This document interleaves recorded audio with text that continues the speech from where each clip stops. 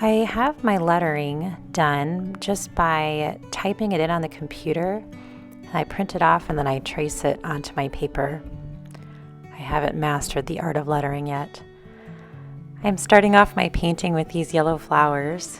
I'm just kind of laying them in to kind of create a focal point for my wreath. I usually tend to gravitate towards a corner, and I like to make that a little bit more full, and then sprinkle a couple other ones throughout the other areas around my words. Once I have kind of my main flowers, I'm going to start adding some greenery. Usually I start pretty light. In this case, you can see I'm adding just some really light green branches to kind of start connecting the area around the letters. I'm using my Himi gouache. It's jelly gouache, and I really like the way it works. I just add a little bit of water to thin it out at times, but it really has a nice covering. Going in with a darker green now to add the leaves right by my focal point flowers. I tend to just throw a couple in right in between the petals. And you can see they're not even attached, they're just kind of floating, but you get the idea that they're supposed to be there. Because I want this to be kind of a more fall scene, I wanted to add some more golden leaves in there. So I'm throwing a couple larger leaves in just to fill up some of the area.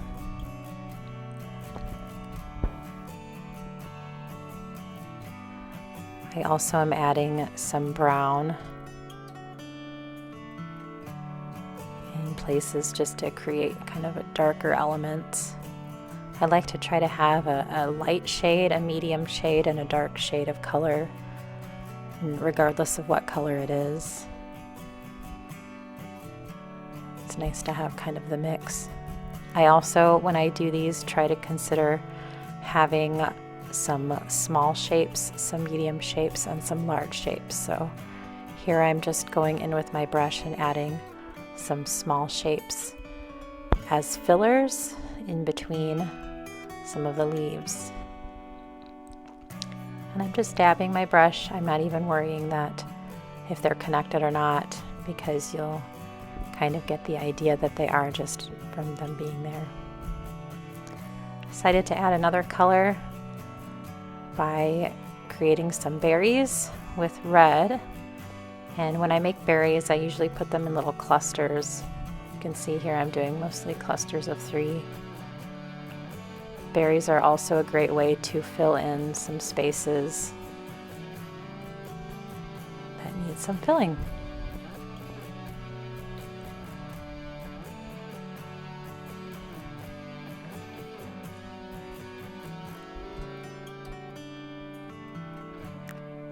Next, I'm going in with a little bit darker shade to add some details to the leaves by drawing in some of the veins.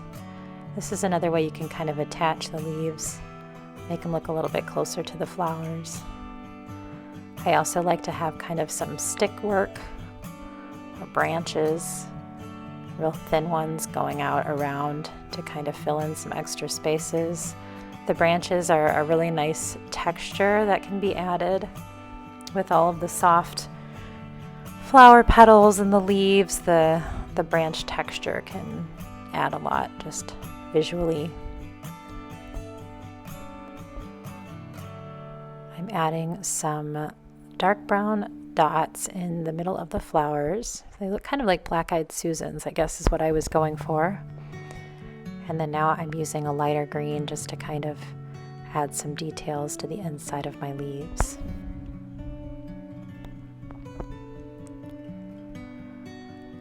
At this point, I just kind of look to see where there are areas that still look kind of empty, that need to be a little bit more full, and I think of ways that I can fill them in. So here I'm going really dark with some smaller size leaves.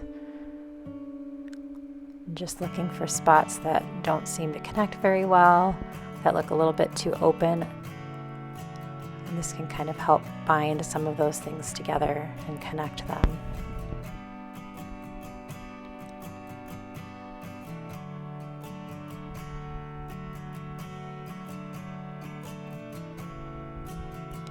Here I'm just kind of filling out some of the corners that looked really empty with some longer green brush strokes.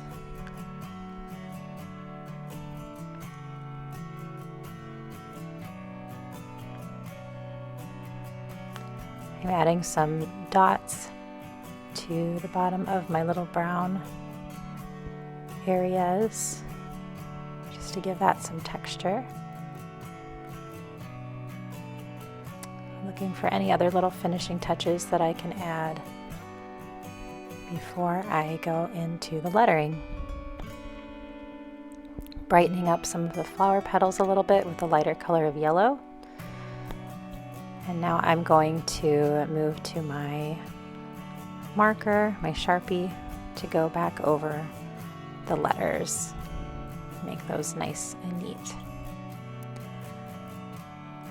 You could do a different color too, or you could paint your letters as well. I usually use a Sharpie just because it's the easiest.